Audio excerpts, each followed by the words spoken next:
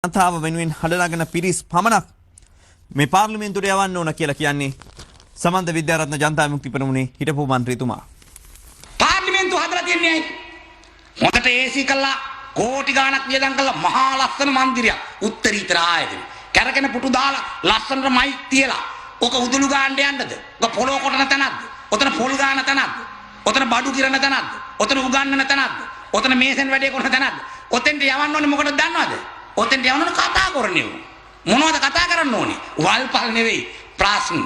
ගමේ බිමේ ප්‍රශ්න. කටේ පිට්ටු හිර කරගත්තේ උන් යවුවට පස්සේ මොනවද ඒකේ කියවෙන්නේ? යෝජනාවක් දාන්නේ. මුන් ගිල්ල හොඳ පඩියක් අරගෙන, වාහන ටික අරගෙන, දීමනා ටික අරගෙන, ව්‍යාපාර ටික කරගෙන, කුඩු ටික ගෙනල්ලා, හෝටල් ටික දාගෙන ඒකට ඉන්නවා. ජනතාවගේ ප්‍රශ්න පැටව ගහනවා. වකෝලම් මඩු නෙවෙයි. කල්පනා කරලා බලන්න. කුණු හරප කියනවා කට්ටියක් බුදිය ගන්නවා. මේ රටේ දේශපාලන ව්‍යාපාර වල ගත්තම සමහරවට වැඩපිළිවෙලක් නැහැ, ප්‍රතිපත්තියක් නැහැ, විනයක් නැහැ, හරි නායකත්වයක් නැහැ, දැක්මක් නැහැ. ආන්න එකට විකල්ප හැටියට ජනතාව විතර මේ සැරේ මේ මැතිවරණදී අපි සූදානමින් ඉන්නවා. අපිට මේ රට හදන්න පුළුවන් වැඩපිළිවෙල ගැන සාකච්ඡා කරන්න.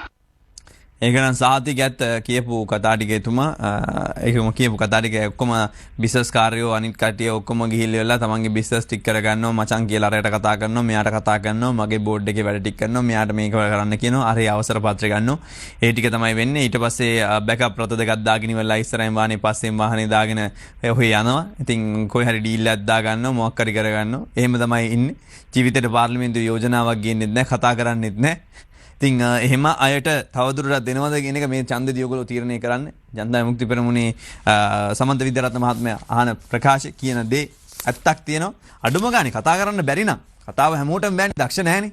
යෝජනාවක් ගේන්න හොඳ. ඕක ගේන්න ඉතින් කතා කරන්න ඕනෙම නැහැනේ. ඉතින් එවැනි දේවල්වත් නැති අය තමයි පහුගිය පාර්ලිමේන්තුවේ හිටිය සමහරු.